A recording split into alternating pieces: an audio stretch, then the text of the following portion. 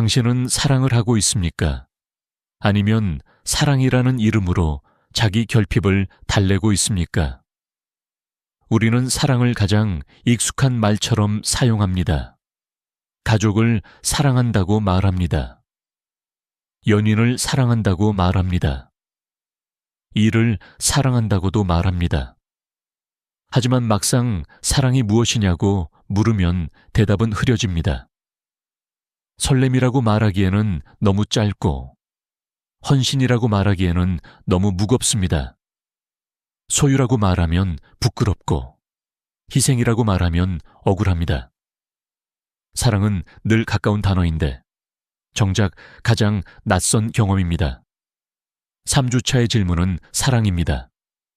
에리 프롬은 사랑을 배워야 할 기술로 보았습니다. 쇼펜하우어는 사랑을 인간이 속아 넘어가는 환상으로 보았습니다. 한 사람은 따뜻한 빛 속에서 사랑을 훈련이라고 말했고, 다른 한 사람은 차가운 그림자 속에서 사랑을 본능의 장치라고 말했습니다. 둘은 서로 반대편에 서 있는 것처럼 보입니다. 하지만 두 사람 모두 사랑을 가볍게 보지 않았습니다. 사랑은 인간을 살리기도 하고 인간을 무너뜨리기도 한다는 사실을 알고 있었습니다.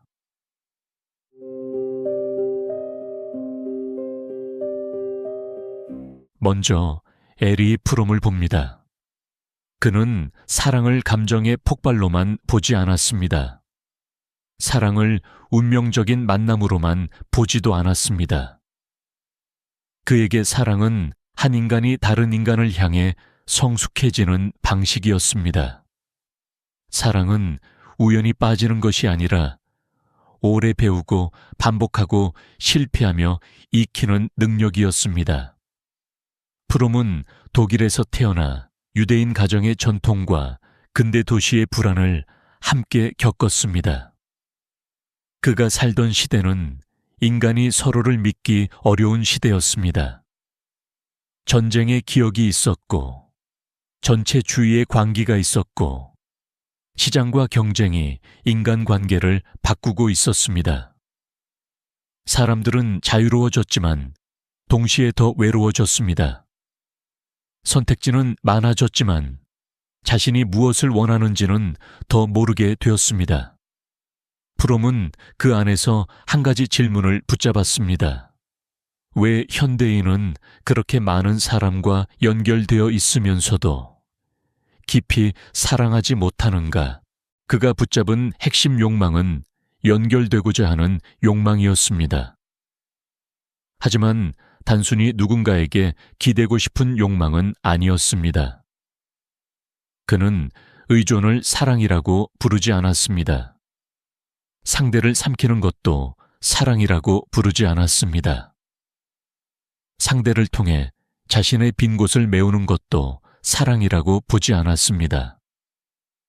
프롬이 원하는 연결은 두 사람이 각자의 독립성을 잃지 않으면서도 서로에게 다가가는 것이었습니다. 혼자가 되지 않기 위해 붙잡는 관계가 아니라 혼자 설 수 있기 때문에 함께 있을 수 있는 관계였습니다. 이 욕망이 강해진 이유는 분명했습니다. 프롬이 본 현대인은 자유를 얻었지만 고립도 얻었습니다. 전통 공동체가 약해지고 종교와 가족과 마을이 주던 안정감이 흔들렸습니다. 사람은 더 이상 정해진 자리에서만 살지 않아도 되었지만 그만큼 자기 존재를 스스로 감당해야 했습니다. 그 부담을 견디지 못하면 사람은 사랑을 찾습니다. 그러나 성숙하지 못한 사람은 사랑을 찾는 것이 아니라 보호자를 찾습니다. 자신을 대신해 불안을 해결해 줄 사람을 찾습니다. 프롬은 바로 그 지점에서 사랑의 훈련을 말했습니다. 그에게 사랑은 4가지 태도로 드러났습니다. 돌봄, 책임, 존중, 이해. 돌봄은 상대를 살피는 마음입니다. 책임은 상대의 존재에 응답하는 태도입니다. 존중은 상대를 내 욕망의 도구로 만들지 않는 거리입니다. 이해는 상대를 내가 원하는 모습으로 단정하지 않고 실제 그 사람을 보려는 노력입니다. 이 네 가지 간에 없으면 사랑은 감정처럼 보일 수는 있어도 오래 지속되기 어렵습니다. 프롬의 삶에서 이 생각은 책상 위의 개념만이 아니었습니다. 그는 정신분석과 사회 비판을 연결했습니다. 개인의 불안이 개인만의 문제가 아니라고 보았습니다. 사회가 인간을 고립시키면 사랑도 약해진다고 보았습니다. 사람이 자신을 상품처럼 여기고 타인을 선택지처럼 비교하기 시작하면 사랑은 능력이 아니라 거래가 됩니다. 더 좋은 조건, 더 매력적인 상대, 더 안정적인 관계. 이런 계산 속에서 사람은 사랑을 원한다고 말하지만 사실은 실패하지 않을 안전한 계약을 원하게 됩니다. 프롬이 만든 성취는 사랑을 다시 성숙의 언어로 돌려놓은 데 있습니다. 그는 사랑을 운명에서 훈련으로 옮겼습니다. 누군가를 만나는 일이 전부가 아니라 어떤 사람이 되어가는지가 중요하다고 말했습니다. 사랑받을 만한 사람이 되는 것이 아니라 사랑할 수 있는 사람이 되는 것이 더 중요하다고 보았습니다. 이 관점은 오늘의 우리에게도 강하게 남아 있습니다. 관계에서 반복해서 같은 상처를 겪는 사람에게 프롬은 상대를 바꾸기 전에 자기의 사랑 방식부터 보라고 말합니다. 하지만 프롬의 사랑에도 균열이 있습니다. 사랑이 기술이라면 우리는 충분히 연습하면 사랑에 성공할 수 있어야 합니다. 그런데 인간은 그렇게 단순하지 않습니다. 아무리 성숙하려 해도 질투가 올라옵니다. 상대를 존중하려 해도 소유하고 싶습니다. 돌보려 하면서도 인정받고 싶습니다. 사랑을 주겠다고 말하면서도 마음 깊은 곳에서는 돌려받기를 기대합니다. 프롬의 따뜻한 인간주의는 사랑의 가능성을 열어주지만 사랑 속에 숨어있는 더 어두운 힘을 다 설명하지는 못합니다. 오늘의 시청자에게 프롬은 불편한 질문을 던집니다. 나는 사랑을 받고 싶은가? 아니면 사랑할 능력을 기르고 있는가? 나는 관계를 통해 외로움을 없애려 하는가? 아니면 외로운 사람으로서도 다른 사람을 존중하려 하는가? 나는 상대를 있는 그대로 보려 하는가? 아니면 내 불안을 잠재워줄 역할을 맡기고 있는가? 프롬을 한 문장으로 정리하면 이렇습니다. 사랑은 감정이 아니라 성숙한 인간이 되기 위한 매일의 연습입니다.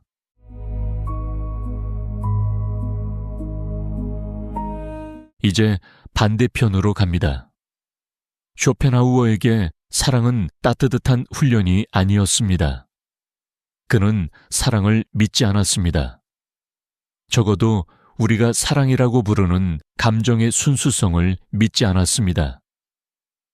그에게 사랑은 인간이 가장 고상한 말로 포장해 놓은 본능의 움직임이었습니다. 우리는 사랑한다고 말하지만 사실은 더 깊은 힘에 의해 움직입니다. 그 힘은 개인의 행복에는 별 관심이 없습니다. 그 힘이 원하는 것은 삶의 지속입니다. 쇼펜하우어는 독일의 철학자였습니다. 그의 세계는 밝지 않았습니다. 그는 인간을 이성적이고 선한 존재로 보려 하지 않았습니다. 오히려 인간의 밑바닥에는 끝없이 원하는 힘이 있다고 보았습니다. 그는 그것을 의지라고 불렀습니다. 이 의지는 만족을 모릅니다. 하나를 얻으면 다른 것을 원하고, 원하는 동안에는 고통스럽고 얻은 뒤에는 금방 지루해집니다. 삶은 결핍과 권태 사이를 오가는 운동입니다. 이 어두운 세계관 안에서 사랑은 특별한 구원이 될 수 없었습니다. 오히려 사랑은 의지가 인간을 가장 강하게 붙잡는 장면이었습니다. 그가 붙잡은 핵심 욕망은 환상에서 깨어나고자 하는 욕망이었습니다. 프롬이 사랑을 통해 인간의 성숙을 보았다면 쇼펜하우어는 사랑을 통해 인간의 속박을 보았습니다. 그는 아름다운 말에 속고 싶지 않았습니다. 낭만적인 감정 뒤에 무엇이 있는지 보려 했습니다. 사랑에 빠진 사람은 자신이 자유롭게 선택한다고 믿습니다. 하지만 쇼펜하우어가 보기에는 그 선택조차 종족의 의지가 만들어낸 착각입니다. 우리는 나만의 사랑이라고 느끼지만 그 밑에는 생명을 이어가려는 맹목적 충동이 있다는 것입니다. 이 욕망이 강해진 이유는 그의 인간관 때문입니다. 쇼펜하우어는 인간이 자기 마음의 주인이라는 생각을 의심했습니다. 우리는 합리적으로 판단한다고 생각하지만 실제로는 욕망에 끌려간다고 보았습니다. 특히 사랑은 그 사실을 가장 잘 드러냅니다. 사랑에 빠지면 사람은 평소의 판단을 잃습니다. 상대의 단점은 흐려지고 우연한 만남은 운명처럼 보입니다. 불안은 설렘으로 바뀌고 집착은 헌신처럼 느껴집니다. 쇼펜하우어는 바로 그 순간을 의심했습니다. 사람이 가장 자유롭다고 느낄 때 사실은 가장 강하게 조종되고 있을 수 있다고 본 것입니다. 그의 삶에서 이 생각은 고독과 함께 드러났습니다. 쇼펜하우어는 사회적 조화를 잘 믿지 않았습니다. 그는 인간관계의 허용과 자기 기만을 날카롭게 보았습니다. 그가 사랑을 말할 때도 따뜻한 위로보다 차가운 해부가 앞섭니다. 그에게 연애는 두 사람의 영혼이 만나는 사건이 아니라 자연이 개인을 이용하는 장면에 가깝습니다. 개인은 행복을 원하지만 자연은 번식을 원합니다. 개인은 영원한 의미를 찾지만 의지는 다음 생명을 향해 움직입니다. 그래서 사랑은 시작부터 비극의 씨앗을 품습니다. 쇼펜하우어가 만든 성취는 사랑의 어두운 면을 정면으로 보게 한 데 있습니다. 그는 우리에게 묻습니다. 당신이 사랑이라고 부르는 감정은 정말 그 사람을 위한 것인가? 아니면 당신의 욕망이 그 사람을 통해 자기 목적을 이루려는 것인가? 당신이 그 사람 없이는 살 수 없다고 말할 때 그것은 사랑인가, 집착인가? 상대를 이상화하는 마음은 이해인가, 착각인가? 쇼펜하우어는 사랑을 모욕하려는 것이 아니라 사랑이라는 말 아래 숨은 충동을 폭로하려 했습니다. 하지만 쇼펜하우어의 사랑에도 균열이 있습니다. 사랑을 전부 본능의 장치로만 보면 인간이 실제로 보여주는 헌신과 돌봄을 설명하기 어렵습니다. 누군가는 아무 이익 없이 오래 곁에 머뭅니다. 누군가는 욕망이 식은 뒤에도 책임을 선택합니다. 누군가는 상대를 소유하지 않기 위해 스스로 물러납니다. 이런 장면은 단순한 번식 충동으로만 환원되지 않습니다.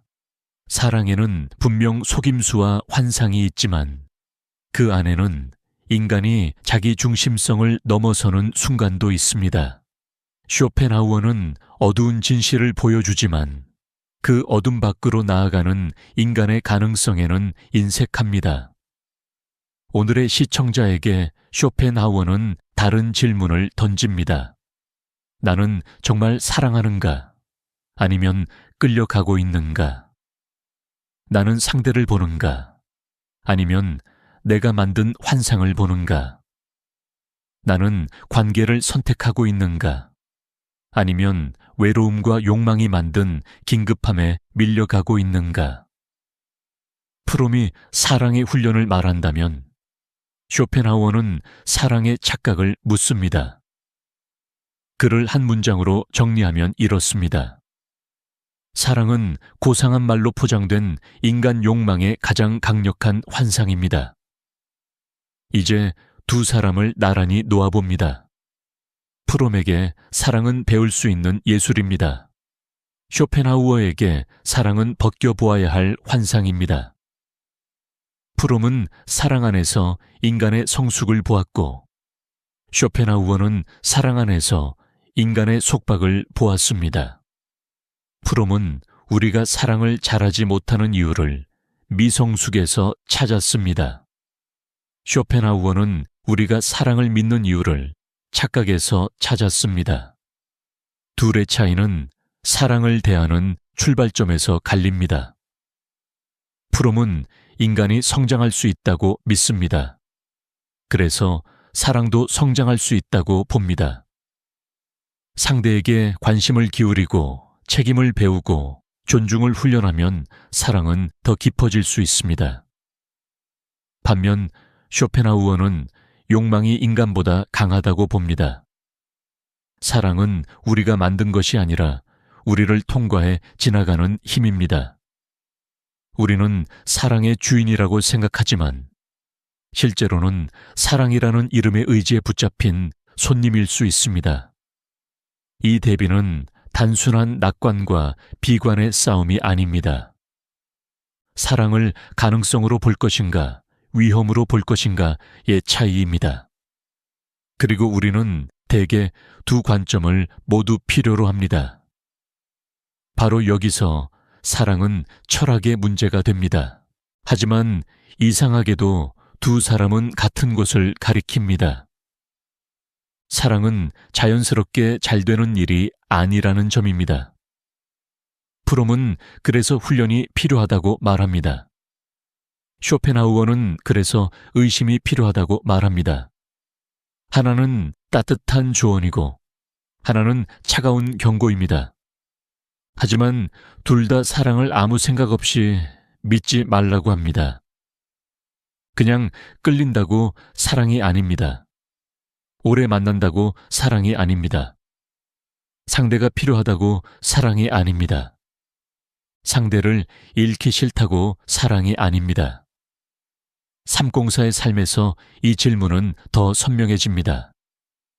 일은 바쁘고 시간은 부족하고 마음은 피곤합니다. 연애든 결혼이든 가족이든 관계는 더 이상 순수한 감정만으로 유지되지 않습니다. 일정과 돈과 커리어와 부모와 아이와 건강이 사랑의 방 안으로 들어옵니다. 그래서 우리는 사랑을 말하면서도 자주 관리합니다. 연락 빈도를 관리하고 감정의 비용을 계산하고 서로에게 기대하는 역할을 조정합니다. 상대가 내 삶에 맞는 사람인지 따집니다. 그러면서도 한편으로는 계산되지 않는 깊은 연결을 원합니다. 이 모순이 우리를 지치게 합니다. 프롬은 여기서 말합니다. 사랑을 소비하지 말고 실천하라. 상대를 통해 내 결핍을 해결하려 하지 말고 내가 어떤 방식으로 사랑하는 사람인지 보라. 내가 주는 관심이 통제는 아닌지 보라.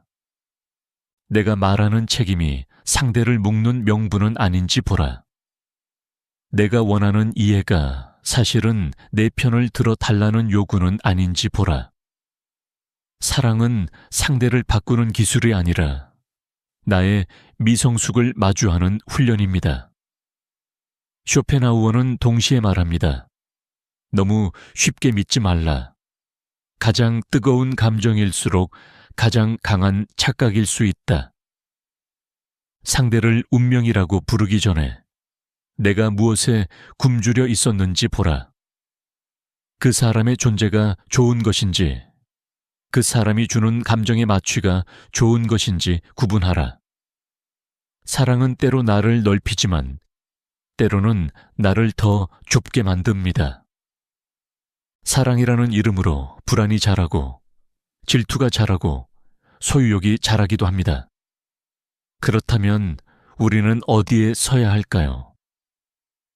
프롬만 믿으면 사랑을 너무 윤리적인 과제로 만들 수 있습니다. 늘 성숙해야 하고, 늘 책임져야 하고, 늘 존중해야 한다는 압박 속에서 사랑은 숙제처럼 변할 수 있습니다. 쇼펜하우어만 믿으면 사랑을 너무 냉소적으로 볼 수 있습니다.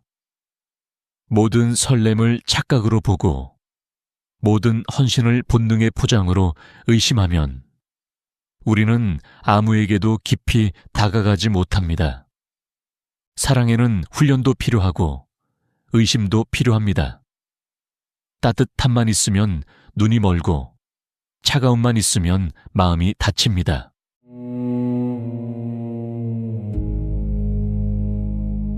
오늘의 질문은 이것입니다. 당신의 사랑은 지금 어느 쪽에 더 가깝습니까? 배우고 있습니까? 아니면 끌려가고 있습니까? 상대를 보고 있습니까? 아니면 상대를 통해 자신만 보고 있습니까? 혼자가 두려워서 붙잡고 있습니까? 아니면 함께 있을 수 있을 만큼 혼자 설 수 있습니까? 사랑한다는 말 뒤에 숨은 당신의 욕망은 무엇입니까? 돌봄입니까? 인정 욕구입니까? 소유욕입니까? 불안입니까? 아니면 정말로 한 사람을 있는 그대로 만나려는 조용한 용기입니까? 사랑은 인간을 가장 부드럽게 만들기도 하고 가장 이기적으로 만들기도 합니다. 사랑은 우리를 열어주기도 하고 우리를 가두기도 합니다.